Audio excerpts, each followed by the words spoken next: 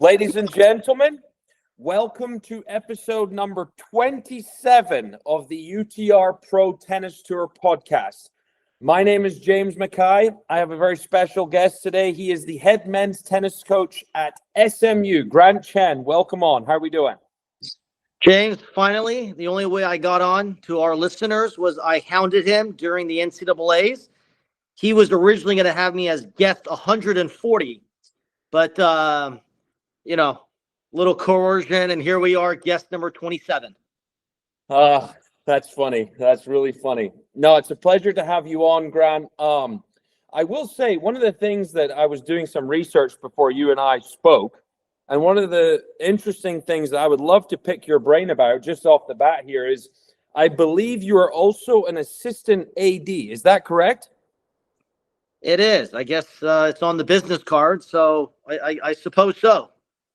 I think this is fantastic because I'm a full believer in, yes, you are tennis coaches. We are tennis coaches. But at the same time, we are a non-revenue sport, and we have to be looking out for bigger things than just hitting forehands and backhands.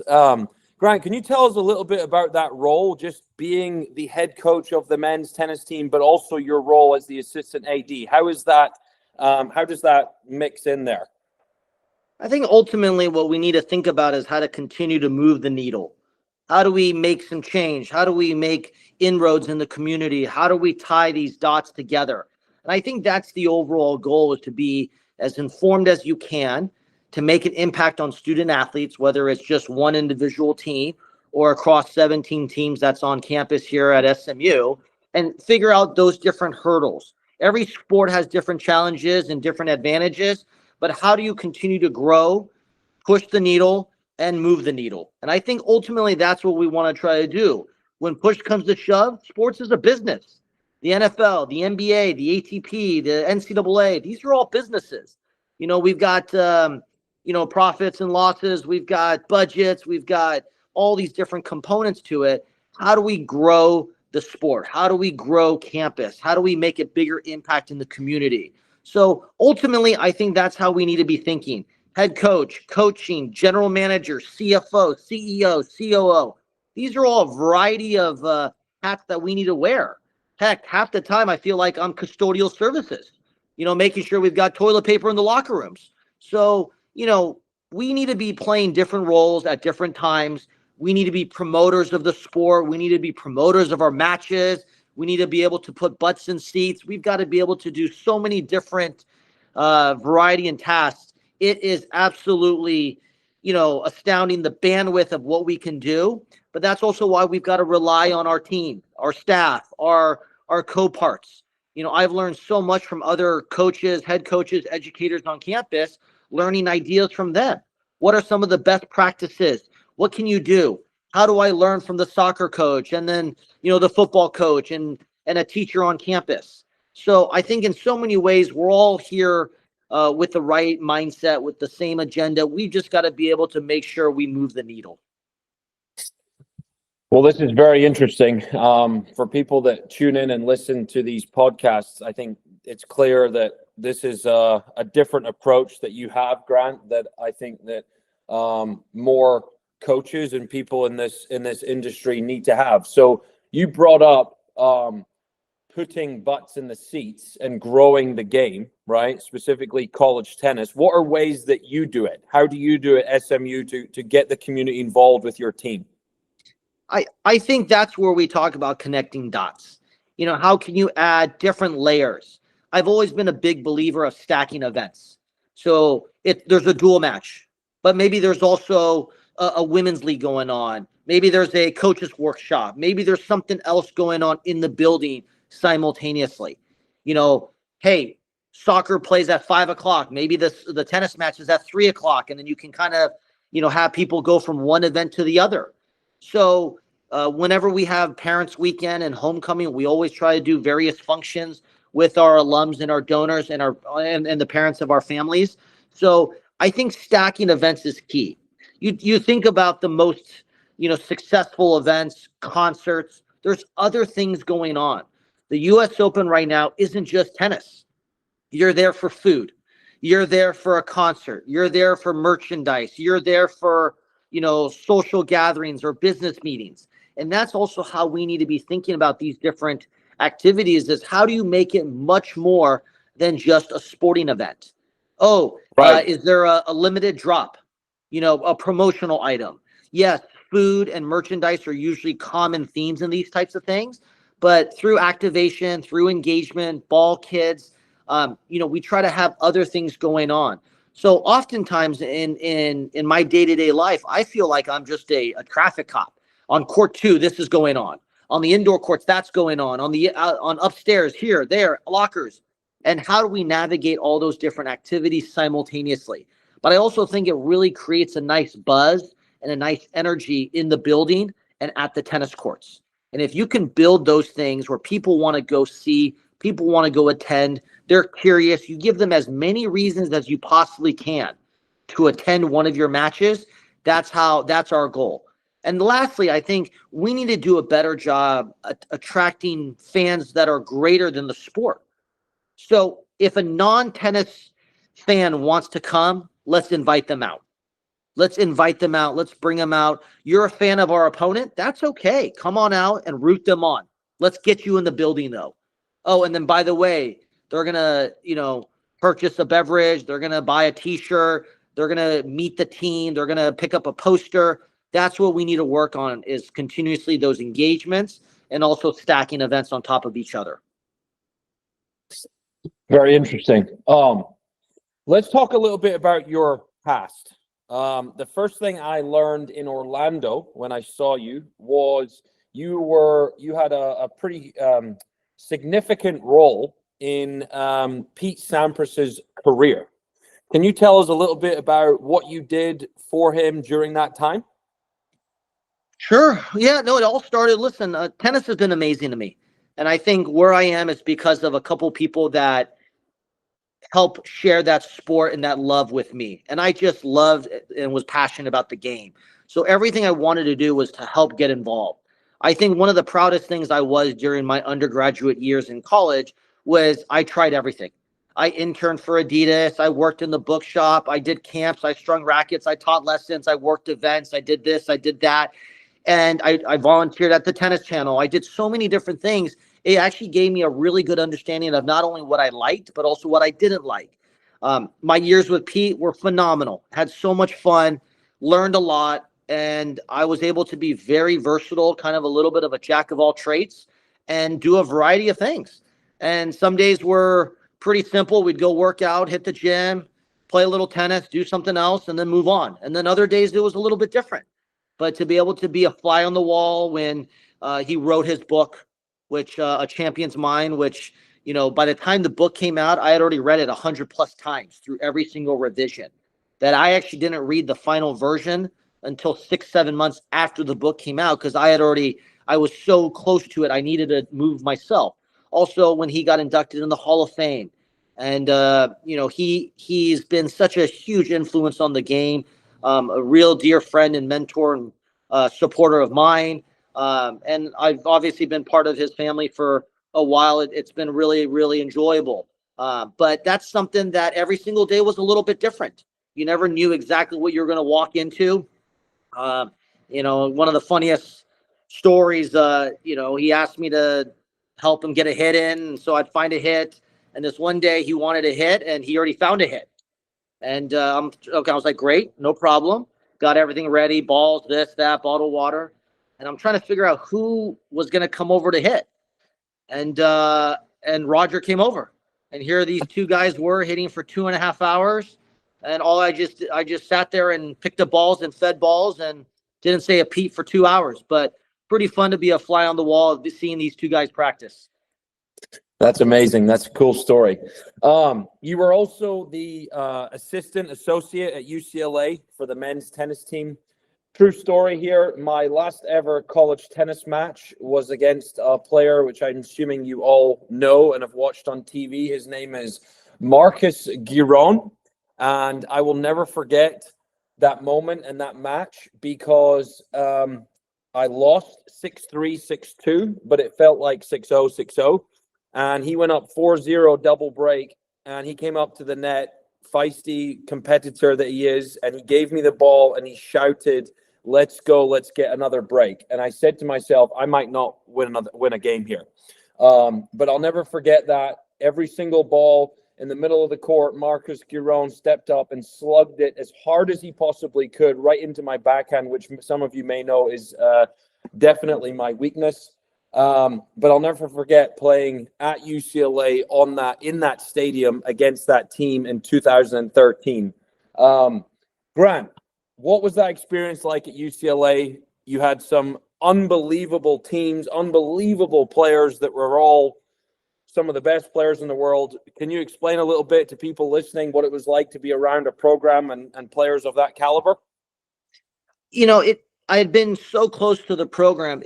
I actually appreciated a lot of things after I left. So I started college there. I got in on my own. I was just your normal student, one of the 40,000 undergrad students there. And I actually got involved with the team. I actually became the student manager. This was December of 2000 and the end of the quarter. And I got involved. I just wanted to help out. And so those first couple years, I was a student manager, and really one of the greatest experiences I've ever had. And over the time, it evolved. I became operations and logistics, and then next thing you know, assistant coach, and 18 years later, there you go. But that year was pretty special. Novikov, Marcos, McCurcheon, Puget, Klay Thompson, and Caruso at 6. All 6 of those guys reached top 400 ATP. I think it was pretty special, and quite a few of them have been gotten married and been able to celebrate some of that, and a lot of really fond memories. That season in general, you knew there was something pretty special. Marcos was one of the top guys in the country. Denis Novikov had just won Kalamazoo, singles and doubles, and a round at the U.S. Open. But I think a lot of times, in some ways, the best coaching is to get out of their way and just let them play. Sometimes I feel like, too many voices and we can only mess them up. And I think when the best coaches, you teach your players to coach themselves and allow them to try to problem solve and figure those things out. That match, your final collegiate match, I was actually on courts 4, 5, and 6. Whenever we were at home at UCLA, I always took 4, 5, and 6, which is, I think, where a lot of the teams won a lot of their matches. And that day, I think we won 4 and 6 as well before, booking our tickets to Champaign, Illinois, and being in Champaign, Illinois for 17 days. And, you fast forward, I think 10 days later, we were in the finals against Virginia, and then dropped a heartbreaker 4-3. Puget loses the last match, touching the net. I still have nightmares from that day. And then what I remember most, so Puget loses this match 7-5 in the third to Mitchell Frank. The very next day, first round of individuals, he has the 7 p.m. night match against Jared Hiltzik. And Illinois didn't make the final site when they were hosting, so the entire city of Champaign came out to that match. So it's 15-all, literally the third point. And Illinois is just on it, this, that. And Puget looks at me like, what am I doing here? And I just told him to try to just keep his head on straight. And it probably would have been better had he lost 0-0. But, of course, he loses, 7-5 in the third set, drags it on, and tortures himself for 3.5 hours. Wow. But, yeah, it was, an incredible season. It really was. So many amazing memories. Marcos, McCurcheon, and Carew all won really, really tough matches at 2, 4, and 6. And then Virginia won the doubles and won 3-5. So, but that was a special team. Speaking of NCAA individual tournaments, you just had a player in Trevor reach the final of the NCAA individual tournament. Tell us about that run down in Orlando. Yeah, really special. I mean, I think, again, second year of the pilot program, having the individuals in the fall, I think everyone had a better sense as to the pathway, how to get there. I think the venue was great. The setting was great. The field was great. And, Trevor, I think, played some really darn good tennis. I think over the last couple years, he's now a junior at 19 years old, but has shown so much growth and maturity since stepping foot at SMU as a young 17-year-old. But you could tell that week, I think, look, first 2 matches, 3 sets. wins the first, drops the second, comes out and wins the third. Then the next couple rounds kind of really started to find a little bit of his groove, won them in straight sets. And then the finals against Michael Zhang, who arguably is, the best player in college tennis right now. And he's done such an incredible job representing himself, Columbia, defending NCAA champion. So lost a tough one break in the third set, deuce point on his serve in the third. And, had a volley that normally I think Trevor would make 9 out of 10 times, but, missed a tough volley at a tough moment. And that was really it. So super proud of Trevor. I mean, he played some just phenomenal tennis to be able to get himself there and establish himself, and came up a little bit short against a really, really darn good player. But the level was great, and you even look at the others. The women's final was high level tennis. Both the doubles was really, really high level tennis, and so exciting to see the individual championship and some great champions. By the way, Trevor is a 14.38 UTR. He might be in the top 5, I believe. Actually, he's third. He's third in college tennis. So incredibly bright future for him. Speaking of UTR, you have a Power 6 this year as a program of 77.58. You are currently an NCAA tournament team statistically. Tell me a little bit about your expectations as a head coach. Maybe talk about your team this year. You have a range of anywhere from low 12 to Trevor of a 14.4. What are your expectations this year as a program? Look, I'm just glad it's not based on the head coach's UTR, because as of right now, I might only have 1 or 2 doubles matches that I played 14 years ago at a men's open tournament in La Jolla Beach and Tennis Club on my record. So I'm just glad my UTR isn't factored in there. But look, we're excited. It's our second season in the ACC conference. Last year, I thought we were certainly a pretty darn good team, but I think a young, innocent, and inexperienced team. And I think it showed down the stretch. Played a lot of really good matches and a lot of close matches. We could just never really get over the finish line in some of the bigger matches and against some of the the top teams. And in the gauntlet of a schedule that we ended with, our last 6 matches, I think 5 were in the top 8. So, and I think we, competed very darn well in all those matches. We just came up a little bit short. This season, I really see a lot more maturity and growth and experience in a lot of them. We added a few transfers who all have college tennis experience under their belt. And I think that really helped. Last year we really had 4 freshmen and Trevor, who was a young sophomore, in the top 7. And, experience really does play a toll, I think, when you get later in the season. But all that experience is now under our belt, really looking forward to it. Also having the National Indoor Championships. We've got an amazing home schedule. We've got an amazing region with some great teams that we can play in. And, really just looking forward to an incredible spring. Spring is where the fun is at. We all live and die and really enjoy that. But I think it's something that we're really looking forward to. Trevor's done so well with his tennis. And I think over the years, his rating has been a true indicator of that. And I think with some of the other guys, they've mixed in their ITA college matches. They've mixed in their ATP and pro circuit matches in and, where they are there. So I think it's always a really fun journey. But to be able to see the comparisons between teams in the league, teams across the country is always really, a really solid metrics to be able to identify and utilize. By the way, I'm on the coach's side, completely on their side. I was a coach, not anymore.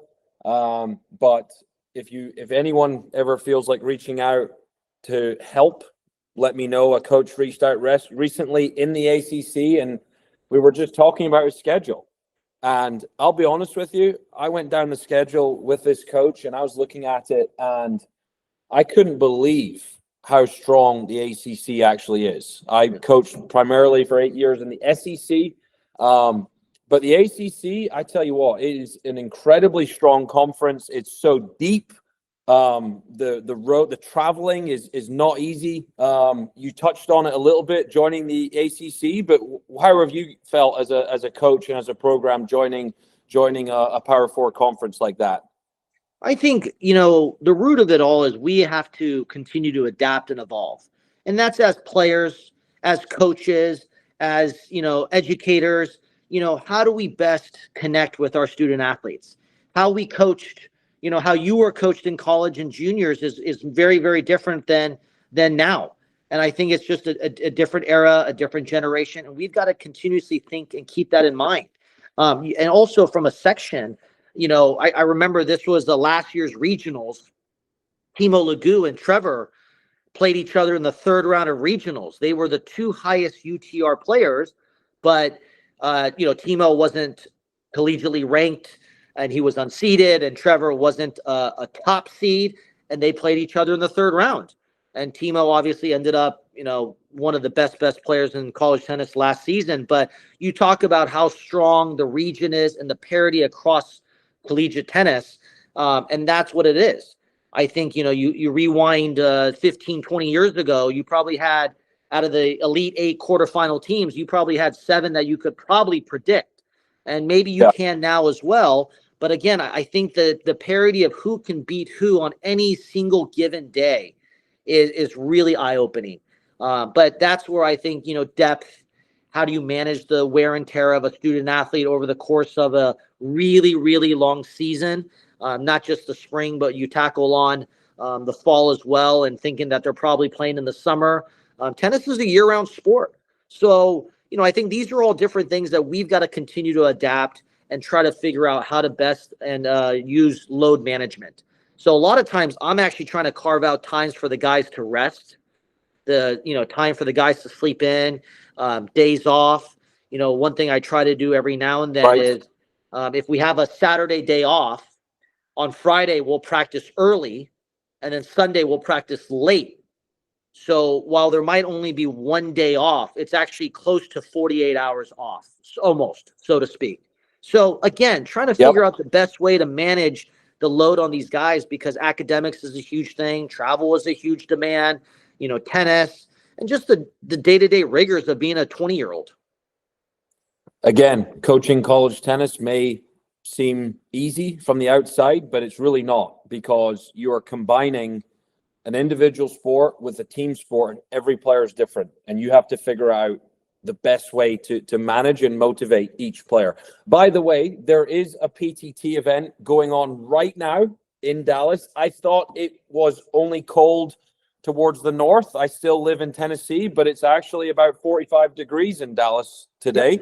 But there is a PTT going on the women's side. Potentially a big announcement coming soon with SMU, which we will talk about at another date. But you touched on that just a little bit there, Grant. Who are you as a coach? This is one of my final questions. Who are you as a coach? And also, when you look at all these recruits out there, if there's a recruit listening maybe to this podcast, what do you look for in a potential player to come and play for SMU? Sure. First question, amazing question. I think it's really something that you got to be aware of yourself. I think my responsibility and my mission is to allow my players to thrive, allow my student athletes to get to where they want to get to. That might be pro tennis. That might be, grad school one day. That might be to become the best version of themselves. And I think that's always really important to identify. Trevor has probably one of the best backhands I've seen ever. To think that I'm going to make a difference or an impact of it is would be fooling anybody. But hopefully I've been able to make an impact and a coaching difference in his life in other ways. Because again, his backhand is as world-class as it gets. But knowing where we want the students and where they want to get to helps me to do what I need to do. And sometimes that's me stepping in a certain way as a coach, as a mentor, as a friend, to play different roles. And then from a recruiting standpoint, there has to be a level of trust. Again, there's so many different metrics. There's so many different variables out there. Do you look at the ratings? Do you look at the rankings? Do you look at, this, that, financially, scholarship? I mean, there's so many different variables out there. You've got to be able to try to identify and find the right program. And that's my biggest piece of advice to prospective student athletes is choose the school for the right reason. There are so many great programs out there. There's so many great coaches out there. There's so many incredible facilities out there. Is one program better than the other? No, they all have their, their advantages, and they all have their challenges as well. And that's what I think we all are. It's all exciting.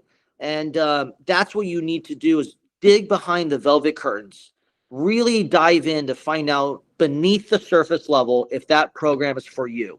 It's always easy to try to, go after a big brand school or the sexy name. And that's okay. If you want to go to that program for that reason, that's fine.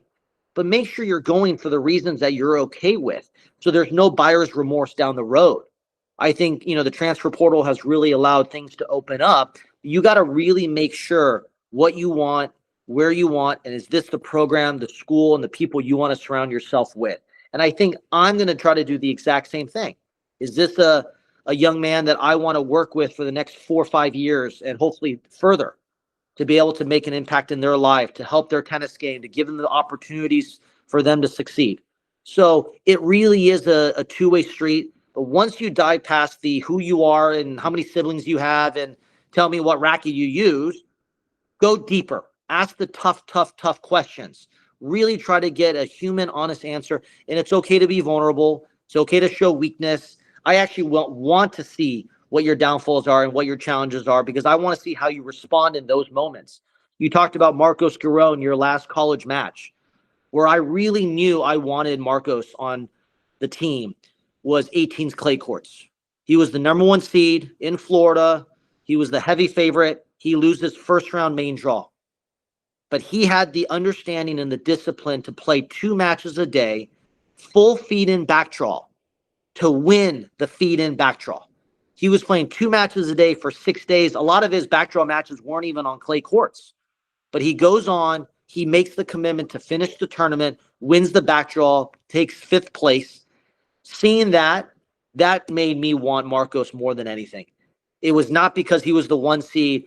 And I think those are the intangibles that I encourage you, the listeners out there. And if you're really searching to play college tennis, those little things go a long way. So find out your why.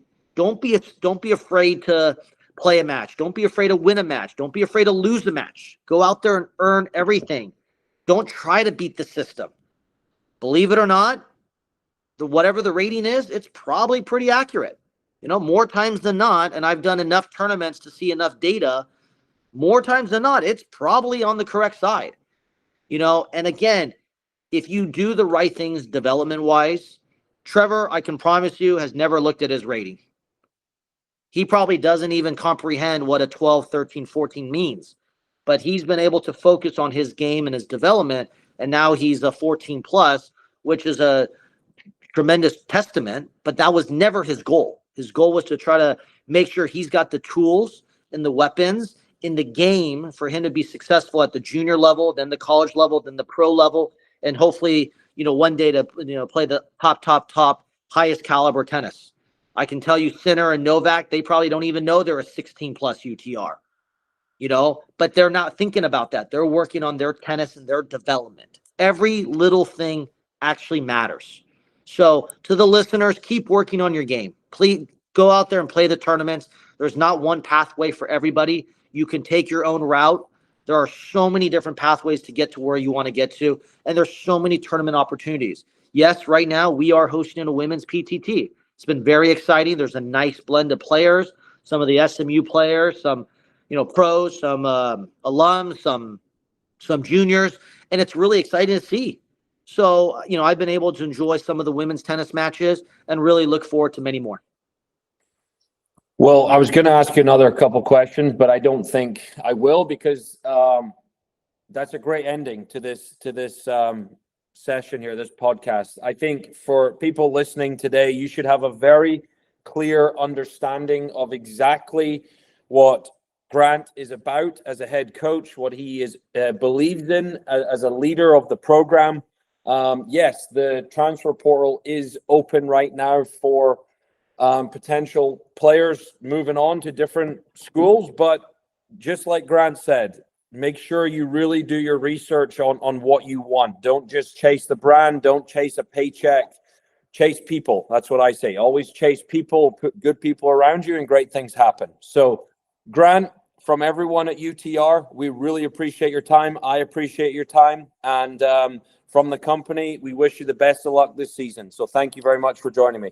I appreciate it. Thanks for the invite. Hopefully there's a few more questions out there. Maybe I get invited, a year from now when everyone else said no to you. So listen, I wanted you to keep that in your back pocket, but James, been so fun, not just today, but a lot of conversation over the many, many years of knowing you. Do you remember our first match we coached against each other? No. Indian Wells ITA Fall Championship. Marty Redlecki, we were at on the side court. I think it was quarterfinals. Tough match, and I remember that because it was close. It was 4 in the third or something like that, and things got really tight. But I remember that was a really fun competitive match that you and I duked it out in, and look forward to many, many more, and appreciate all your impact in the game, growing the sport, and what the role that you've done at UTR. It's been really, really fun to see you in a different light. Thank you, Grant. Appreciate it.